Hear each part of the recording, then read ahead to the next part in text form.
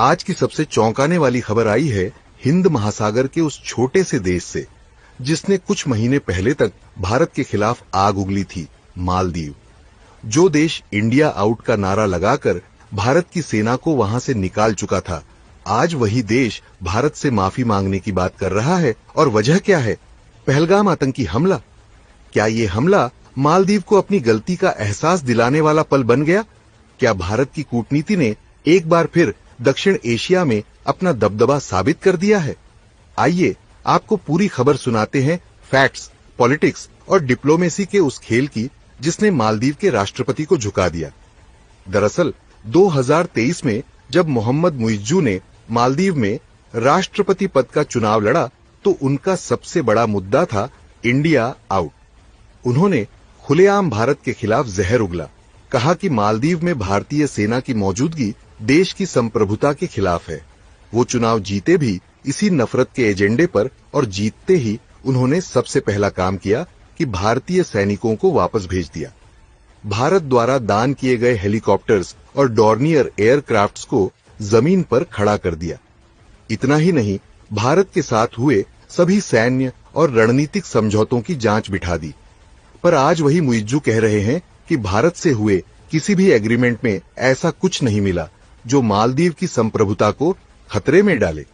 यानी जिसे उन्होंने देशद्रोह बताया था, वही अब क्लीन चिट पा गया है। अब सवाल उठता है कि ऐसा पलटाव क्यों? दरअसल कश्मीर के पहलगाम में जो हाल ही में आतंकी हमला हुआ, उसमें भारतीय जवान शहीद हुए। हमले के पीछे पाकिस्तानी हैंडलर्स और दक्षिण एशिया के जिहादी नेटवर्क का हाथ था। ये अब साफ होता जा रहा है। इस हमले के बाद भारत की सुरक्षा एजेंसियां हाई अलर्ट पर हैं और भारत की विदेश नीति का रुख अब और ज्यादा आक्रामक हो गया है। इस घटना के बाद मालदीव को एक झटका महसूस हुआ।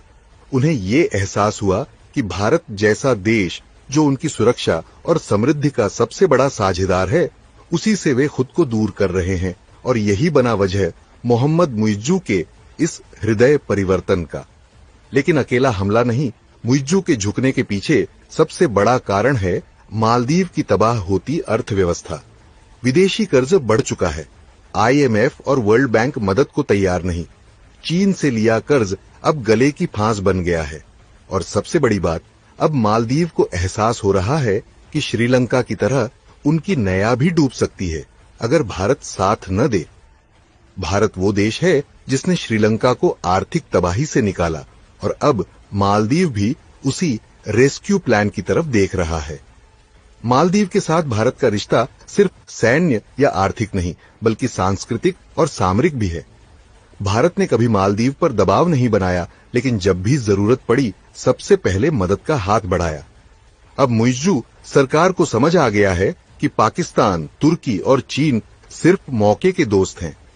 संकट में साथ देने वाला केवल भारत है और यही वजह है कि अब मुइज्जू न सिर्फ बयान बदल रहे हैं, बल्कि धीरे धीरे सेना की वापसी, हेलीकॉप्टर्स के इस्तेमाल और आर्थिक सहयोग पर फिर से बातचीत शुरू कर रहे हैं।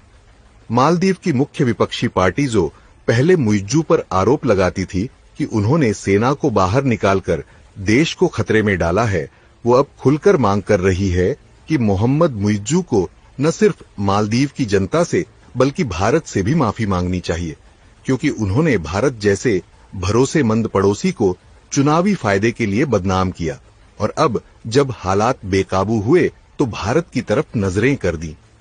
खैर, इस पूरे घटनाक्रम का सबसे बड़ा संदेश ये है कि भारत अब कमजोर नहीं रहा। भारत माफ करता है लेकिन भूलता नहीं। पाकिस्तान को सीमाओं पर जवाब देता है, चीन को LAC पर रोकता है और अब मालदीव जैसे छोटे देशों को भी डिप्लोमेसी की भाषा सिखाता है।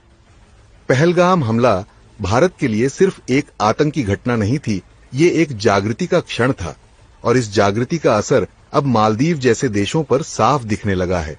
क्या आपको लगता है कि मोहम्मद मुइज्जू का ये पलटाव सच्चा है या फिर ये सिर्फ भारत से मदद पाने की एक राजनीतिक चाल है?